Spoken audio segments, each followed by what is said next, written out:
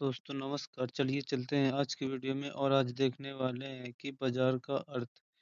आज बाज़ार के अर्थ देखेंगे और बाज़ार की विशेषताएँ और उसके कौन-कौन से प्रकार होते हैं ये भी देखेंगे, ठीक है? चलिए देखते हैं, पहले सबसे पहले देखेंगे कि बाज़ार का क्या अर्थ होता है, ठीक? बाज़ार का अर्थ समझेंगे। देखिए बाज़ार का अर्थ यानी कि मीनिंग ऑफ मार्केट यानी बाज़ार का अर्थ क्या होता है, ठीक है? चलिए देखते हैं। यदि सामान्य तौर पे यदि देखें तो अर्थशास्त्र में बाजार उस स्थान या व्यवस्था को कहते हैं जहां क्रेता क्रेता मतलब होता है खरीदने वाला, विक्रेता विक्रेता मतलब होता है बेचने वाला, क्रेता विक्रेता किसी वस्तु या सेवा के क्रय विक्रय मतलब होता है लेन देन, ठीक है। क्रय विक्रय के लिए आपस में संपर्क करते हैं और मूल्य का निर्धारण करते हैं, उसे ही हम क्या कहते हैं? बाज़ार कहते हैं, ठीक है। देखिए जहाँ पे क्रेता क्रेता यानी कि खरीदने वाला और विक्रेता मतलब बेचने वाला, किसी वस्तु यानी कि दोनों जो क्रेता और विक्रेता हैं, दोनों किसी वस्तु या सेवा के क्रय विक्रय का मतलब है लेन-देन के लिए आपस में संपर्क करते हैं और मूल्य का निर्धारण करते हैं। मूल्य का निर्धारण का मतलब क्या है? वही है जैसे जैसे कोई चीज़ आप ले रहे हैं, आपने कहा कि हमें ₹5 केजी दे दीजिए, ठीक है? लेकिन जो बेचने वाला है, वो दे रहा है ₹10 केजी, ठीक? तो जो निर्धारण होगा, तो दोनों के बीच का होगा, तो वो होगा ₹7 केजी। ₹7 केजी में विक्रेता भी संतुष्ट हो जाएगा और आप भी संतुष्ट हो जाएँगे। तो ये मूल्य का निर्धारण होता है, ठीक है? अब देखते हैं आगे। देखिए जो बाज़ार है, यह केवल भौतिक स्थान नहीं होता है, बल्कि ऑनलाइन यानी जैसे आप ऑनलाइन शॉपिंग करते हैं, ऑनलाइन कपड़े मँगाते हैं या कोई भी चीज़ आप ऑनलाइन मँगाते हैं ऑर्डर करके। ऑनलाइन प्लेटफ़ॉर्म, टेलीफ़ोन या ब्रोकर। ब्रोकर का मतलब होता है क्या? या इसे ब्रोकर का मतलब आप बिचवाली भी समझ सकते हैं, जो बीच वाला होता है, ठीक है? जैसे आप कोई चीज़ ले रहे हैं, मान लीजिए यहाँ पे आप यहाँ पे आप एक ये यहाँ पे कुछ भी मान लीजिए इस बॉक्स के अंदर रखा है, ठीक है? यहाँ पे आप हैं, ठीक? यहाँ पे आप खड़े हैं, इसको आप लेना चाहते हैं, ठीक? तो जो बीच वाला होगा बिचौलिया होगा, ठीक? जो बीच वाला बिचौलिया होगा, वो वो उसके संपर्क में ये चीज़ है, ये वस्तु है, तो वो आपको खरीदवाएगा, ठीक है? तो आप इस व्यक्ति से संपर्क करेंगे, इसके संपर्क से आप इस वस्तु को खरीद पाएँगे। तो ये जो बिचौलिया है बीच का, इसको ही हम ब्रोकर कहते हैं, ठीक है? इसे हम ये दलाल भी कह सकते हैं, ठीक है? ये दलाली किया करते हैं। चलिए आगे देखते हैं। आप देख सकते हैं, इस पिक्चर के माध्यम से समझ सकते हैं कि ये एक व्यक्ति है, ये जो कि यहाँ पे पन्नी या बैग लिए है। और यहाँ पे एक व्यक्ति है जो कि इससे ये दुकानदार से लेन-देन कर रहा है, ठीक है? अब देखिए ये जो व्यक्ति खड़ा है, ये ये ले रहा है क्या? ये आम खरीद रहा है, ठीक है? ये आम खरीद रहा है। अब ये बोल रहा है, ये व्यक्ति बोल रहा है कि इस दुकानदार से बोल रहा है कि हमें ये ₹20 केजी आम दे दीजिए, ठीक है? ₹20 केजी हमें आम दे दीजिए। लेकिन जो दुकानदार है, वो बोल रहा है ₹30 केजी, ठीक? ₹30 केजी, वो बोल रहा है ₹30 केजी ही मिलेगा भाई साहब, क्योंकि इतनी महँगाई है, हम ₹20 केजी नहीं दे सकते हैं। लेकिन ये व्यक्ति हठ करने लगता है, यानी जिद करने लगता है कि नहीं भाई साहब ₹20 केजी हमें दे दीजिए, ठीक है? तो जो दुकानदार है, तो दुकानदार बोलता है कि चलिए कोई बात नहीं, आप ₹20 केजी बोल रहे हैं, हम ₹30 केजी दे रहे हैं। कोई बात नहीं, यदि आपको लेना है, तो आप ₹25 केजी ले सकते हैं, बाकी इससे ज़्यादा कम नहीं हो सकता है। तो ये भी सोचता है कि चलो कुछ तो कम हुआ, 30 रुपए था अब 25 रुपए में मिल जाएगा। तो अब ये भी संतुष्ट हो जाता है और वो दुकानदार भी संतुष्ट हो जाता है। तो इसे ही हम प्राइस का यानी कीमत का निर्धारण कहते हैं, ठीक है? तो ये 25 रुपए में ये 2 केजी 25 रुपए के रेट से ये 2 केजी ये व्यक्ति आम खरीद लेता है। और ये बाज़ार का स्ट्रक्चर है, आप देख सकते हैं, ठीक है? चलिए आगे चलते हैं। आगे हम देखेंगे बाज़ार के कुछ प्रकार के बारे में, ठीक है? बाज़ार के प्रकार में देखेंगे कि बाज़ार के कौन-कौन से प्रकार होते हैं, यानी कि टाइप्स ऑफ मार्केट, ठीक है? देखिए बाज़ार तो कई प्रकार की होती हैं, लेकिन कुछ आधारों पर वर्गीकृत किया गया है। बाज़ार को कई आधारों पर इसको बाज़ार को कई आधारों पर वर्गीकृत किया जाता है, ठीक? लेकिन कुछ आधार हैं मेन-मेन यानी मुख्य-मुख्य जो भी हैं तो उनको हम देख रहे हैं, ठीक है? जो पहला का नंबर है वो है प्रतिस्पर्धा के आधार पर। प्रतिस्पर्धा आप इसे कह सकते हैं या फिर इसे हम प्रतियोगिता कह सकते हैं, ठीक? प्रतियोगिता, प्रतिस्पर्धा या प्रतियोगिता के आधार पर, ठीक है? तो इसको देखेंगे कि प्रतियोगिता के आधार पे कौन-कौन से प्रकार होते हैं। तो प्रतियोगिता के आधार पर नंबर 1 है पूर्ण प्रतिस्पर्धा। प्रतिस्पर्धा का मतलब आपको अभी बताया कि आप प्रतियोगिता कह सकते हैं। तो पूर्ण प्रतिस्पर्धा या पूर्ण प्रतियोगिता इसको इंग्लिश में कहते हैं परफेक्ट कॉम्पिटिशन, ठीक? ये जो पूर्ण प्रतियोगिता जो बाज़ार होती है, इसमें देखिए सबसे पहले तो बहुत से खरीदार व विक्रेता होते हैं। यानी कि खरीदार का मतलब है क्रेता और विक्रेता यानी कि इसमें बहुत बड़ी संख्या में बेचने वाले और खरीदने वाले होते हैं। दूसरी बात इसमें जो होती है पूर्ण प्रतियोगिता में, इसमें होती है समान वस्तु। यानी कि इसमें आप बाज़ार में यदि कोई वस्तु खरीद रहे हैं, तो ऐसा नहीं है कि एक दुकान में वो दूसरी प्रकार की मिलेगी और वही वस्तु दूसरे दुकान में दूसरी प्रकार की मिलेगी, ऐसा कुछ नहीं होता है, ठीक है? यदि वहाँ पे एक वस्तु की 4 दुकानें हैं, तो चारों दुकानों में वो वस्तु सेम मिलेगी, सेम कीमत पर मिलेगी और सेम कलर, साइज़ उसका मिलेगा, ठीक है? तो इसमें समान वस्तु होती है और जो मूल्य होता है, मूल्य पर किसी का नियंत्रण नहीं होता है। यानी कि जो भी इसमें प्रतियोगी होते हैं इस बाज़ार में, इस मार्केट में, तो उसमें किसी का भी नियंत्रण नहीं रहता है। यानी कि कोई भी उस बाज़ार को या उस वस्तु की कीमत को प्रभावित नहीं कर सकता है। कोई यदि एक फर्म चली भी गई, तो उस बाज़ार को वो प्रभावित नहीं कर सकती है। ठीक है? चलिए आगे देखते हैं दूसरा प्रकार। दूसरा जो है तो वो है एकाधिकार यानी कि मोनोपोली। ठीक है? मोनोपोली में क्या होता है? ये बाज़ार व्यवस्था वह है जिसमें एक ही विक्रेता होता है। विक्रेता मतलब आपको पहले ही बता चुके हैं कि जो बेचने वाला होता है। तो इसमें एकाधिकार बाज़ार में एक ही विक्रेता यानी कि एक ही बेचने वाला होता है और जो इसमें एकाधिकार बाज़ार में है तो वो वस्तु का कोई निकट विकल्प नहीं होता है। यानी कि ऐसा नहीं है कि आप यहाँ पे यहाँ पे मान लीजिए कोई भी वस्तु रखी है, तो इसका जो ऐसा नहीं है कि आप इस वस्तु के बदले में कोई दूसरी वस्तु यूज़ कर लें, ऐसा कुछ भी नहीं होता है। यदि एक ये वस्तु है, तो इसके मुकाबले कोई अन्य वस्तु इसके बराबर संतुष्टि नहीं दे सकती है। तो इसका कोई निकट विकल्प भी नहीं होता है। यदि आप लेते हैं तो इसी को लेंगे, वरना इससे वंचित रहेंगे, ठीक है?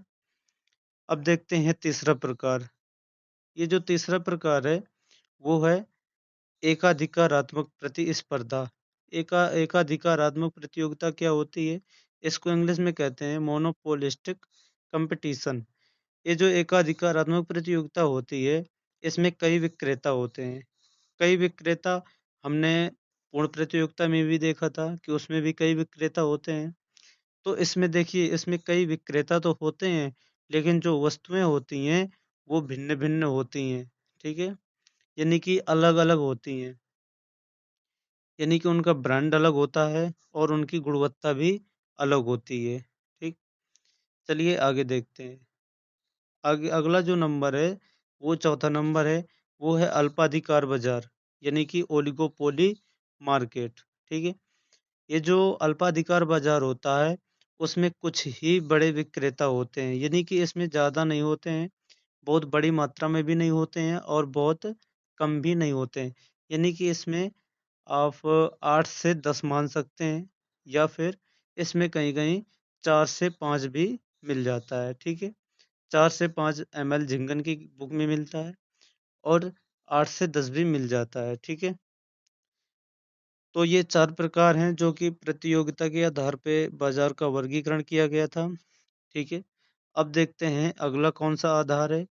अगला है क्षेत्र के आधार पे, ठीक है? एरिया एरिया के आधार पे। एरिया के आधार पे कौन-कौन से हैं? एक है स्थानीय बाज़ार, दूसरा है क्षेत्रीय बाज़ार और जो तीसरा है, वो है राष्ट्रीय बाज़ार और वो अंतर्राष्ट्रीय बाज़ार। तो इनको आप देख सकते हैं कि स्थानीय यानी किसी स्थान बेस के आधार पे और क्षेत्र यानी कि जो क्षेत्र में बाज़ार होती है, कुछ निश्चित क्षेत्र होता है और जो राष्ट्र यानी कि एक ही राष्ट्र में होता है और जो अंतर्राष्ट्र यानी कि अलग-अलग देशों में होता है। तो ये कुछ बाज़ार के यानी क्षेत्र के आधार पे बाज़ार के प्रकार हैं, ठीक? अब आगे देखेंगे जो समय के आधार पर है, वो कितने प्रकार के हैं। जो समय के आधार पे बाज़ार के प्रकार हैं, वो है पहला नंबर अति अल्पकालीन बाज़ार। अति अल्पकालीन बाज़ार यानी कि बहुत छोटा बाज़ार होता है ये, ठीक है? यानी कि कम समय का बहुत ही कम समय का बाज़ार होता है। जैसे सब्जियाँ, इसमें जैसे सब्ज़ी आती है, मछली आती है। ये तुरंत खराब होने वाली चीज़ें होती हैं, इसलिए इनका समय बहुत ही कम होता है, ठीक है? अब देखेंगे कि अल्पकालीन बाज़ार कौन-सी हैं, ठीक? दूसरा है अल्पकालीन बाज़ार। अल्पकालीन बाज़ार के बारे में देखेंगे। देखिए, इसमें जो होता है तो इसमें अति अल्पकालीन मार्केट से ज़्यादा समय होता है, अल्पकालीन बाज़ार में, ठीक है? तो अल्पकालीन बाज़ार में अति अल्पकालीन बाज़ार से थोड़ा ज़्यादा समय होता है। इसमें यदि कोई माँग अगर यदि ज़्यादा है, तो उसमें थोड़ा बहुत परिवर्तन किया जा सकता है, लेकिन वो भी ज़्यादा नहीं किया जा सकता है। इसमें फर्म मौजूद मशीनों एवं क्षमता का उपयोग करके पूर्ति को थोड़ा यानी कि बदल सकती है अल्पकालीन बाज़ार में, ठीक है? अब देखेंगे ये तीसरा नंबर जो है, तो तीसरा नंबर है दीर्घकालीन बाज़ार। दीर्घकालीन बाज़ार क्या है? दीर्घकालीन बाज़ार वो है जो उत्पादन के सभी साधन बदले जा सकते हैं, लेकिन नई फर्में बाज़ार में आ सकती हैं और पुरानी फर्में बाज़ार से बाहर भी जा सकती हैं, ठीक है? तो ये होता है दीर्घकालीन बाज़ार। ये इसमें उत्पादन के सभी साधन बदले जा सकते हैं और इसमें यदि माँग बढ़ रही है, तो इसमें पूर्ति भी बढ़ाई जा सकती है, लेकिन बहुत ज़्यादा नहीं बढ़ाई जा सकती, काफ़ी हद तक बढ़ाई जा सकती है, ठीक है? और जो अति दीर्घकालीन बाज़ार होता है, ये जो अति दीर्घकालीन बाज़ार होता है, ये बहुत लंबे समय का होता है। इसमें तकनीकी व कच्चे माल की पूर्ति को जो क इसमें तकनीकी होती है, तकनीकी व कच्चे माल की पूर्ति, इनको भी बहुत पूर्ण तरीके से बदला जा सकता है, इसमें परिवर्तन किया जा सकता है, ठीक है? क्योंकि ये बहुत अधिक समय होता है, ठीक?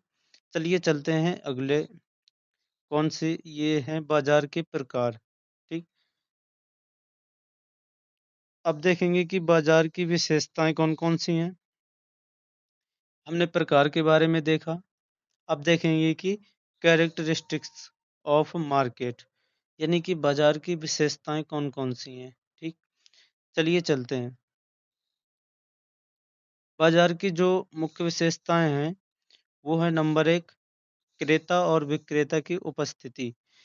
यानी कि क्रेता आप जानते हैं कि क्रेता किसे कहते हैं, हमने पहले ही बता चुके हैं हम कि क्रेता जो सामान को खरीदने वाला होता है और विक्रेता यानी कि जो बेचने वाला होता है। इनकी उपस्थिति यानी कि इनका उपस्थित होना बहुत ही आवश्यक है। क्यों? क्योंकि क्रेता और विक्रेता नहीं होंगे तो वहाँ पे बाज़ार ही नहीं होगी, ठीक? दोनों का होना आवश्यक है, यानी कि दोनों का होना वहाँ पे आवश्यक है। क्यों? क्योंकि बेचने वाला नहीं होगा तो खरीदने वाला क्या करेगा? यानी कि जब बेचने वाला नहीं होगा तो वो खरीदेगा कैसे? कोई खरीदने वाला होगा तो। और यदि खरीदने वाला है और बेचने वाला नहीं है, तो फिर क्या होगा? कुछ नहीं, उसका कोई कुछ सामान बिकेगा ही नहीं तो वो क्या करेगा? तो जब दोनों ही नहीं होंगे तो वहाँ पे बाज़ार ही नहीं होगी। तो इन दोनों का यानी कि क्रेता और विक्रेता दोनों का होना बहुत ही आवश्यक है, ठीक है? दूसरा नंबर है वस्तु या सेवा का अस्तित्व, यानी कि जो वस्तु और सेवाएँ होती हैं, उनका अस्तित्व। जो लेन-देन किसी न किसी वस्तु या सेवा का होता है, यानी कि जैसे कोई मार्केट है मान लीजिए, यहाँ पे कुछ न कुछ वस्तुएँ बिकेंगी, है ना? और कुछ लेने वाले होंगे, कुछ बेचने वाले होंगे, तो ज़ाहिर-सी बात है कि वस्तु एवं सेवा का अस्तित्व होता ही है, क्योंकि यदि वस्तुएँ और सेवाओं का लेना-देना नहीं होगा, तो वहाँ पे बाज़ार ही किस बात की होगी, ठीक है? तो ये लेना-देना किसी न किसी वस्तु या सेवा का यहाँ पे होता है बाज़ार में, ठीक? उसी बात को बताया गया है कि वस्तु एवं सेवा का अस्तित्व होता है। अब चलिए तीसरा नंबर देखते हैं। तीसरा नंबर है जो, वो है क्या? मूल्य का निर्धारण। मूल्य का निर्धारण, यानी कि माँग तथा पूर्ति के आधार पर मूल्य तय होता है। जैसे हमने बताया था कि एक व्यक्ति मार्केट में खड़ा था। चित्र में आपने आपको दिखाया था चित्र में, एक व्यक्ति जो खड़ा था, वो माँग रहा था कितना? ₹20 केजी आम, और जो बेचने वाला था वो दे रहा था ₹30 केजी आम, ठीक है? तो जो मूल्य का निर्धारण हुआ था, वो हुआ था ₹25 केजी में। कितने में हुआ था? ₹25 केजी में। इस यही यही माँग पूर्ति के आधार पर मूल्य का निर्धारण है। क्यों? क्योंकि वो माँग तो रहा है ₹20 केजी, या फिर कहें कि 1 केजी माँग रहा है, और जो पूर्ति करने वाला है, वो भी 1 केजी की पूर्ति इसको कर देता है, ठीक? तो यही पूर्ति है, पूर्ति यानी कि माँग के जब बराबर हो गई, तो वह मूल्य का निर्धारण हो गया, ठीक है? चलिए आगे चलते हैं, चौथा नंबर। जो चौथा नंबर है, वो है संपर्क का साधन, यानी कि आमने-सामने या मोबाइल इंटरनेट या ब्रोकर के माध्यम से, यानी कि क्रेता और विक्रेताओं का संपर्क कैसे होगा? क्रेता और विक्रेता मिलेंगे कैसे? उनका लेना-देना कैसे होगा? इस बात की इसमें चर्चा की गई है। संपर्क का साधन, यानी कि संपर्क क्रेता और विक्रेताओं दोनों को संपर्क करने के लिए क्या साधन है? तो आमने-सामने भी कर सकते हैं वो, ठीक?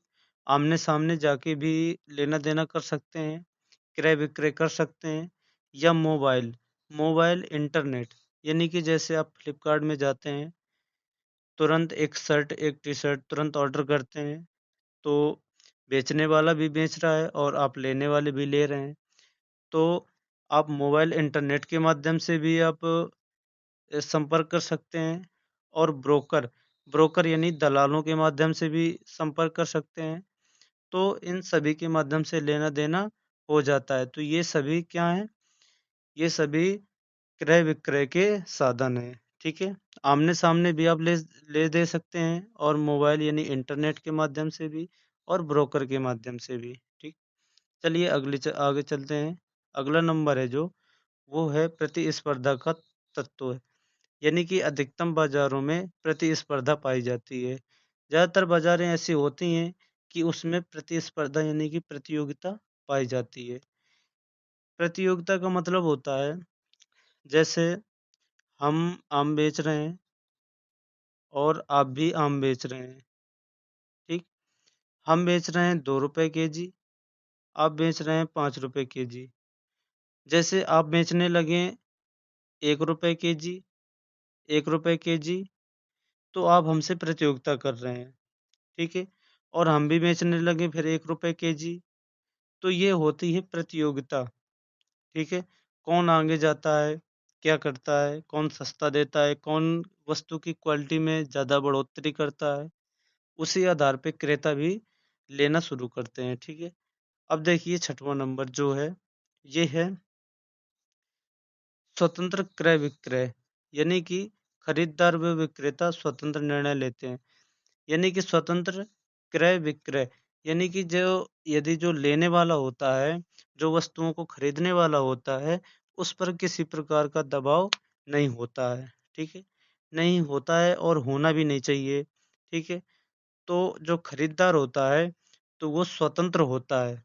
यदि वो कह रहा है कि हमें ₹2 केजी चाहिए, तो वो स्वतंत्र है, वो कह रहा है, लेकिन आपकी मर्ज़ी है तो आप दे सकते हैं, नहीं मर्ज़ी है तो आप नहीं दे सकते हैं। ये विक्रेता की स्वतंत्रता होती है। यदि विक्रेता चाहे तो ₹5 केजी दे सकता है अपना सामान, ठीक है? लेकिन क्रेता का मन होगा तो लेगा ₹5 केजी, नहीं मन होगा तो वो नहीं लेगा, ठीक? तो ये स्वतंत्र रूप से निर्णय लेते हैं अपने आप में, ठीक? इन पर कोई दबाव नहीं होता है, ठीक है? आई होप दोस्तों आपको समझ में आया होगा। चलिए मिलते हैं अगले वीडियो में, तब तक के लिए धन्यवाद।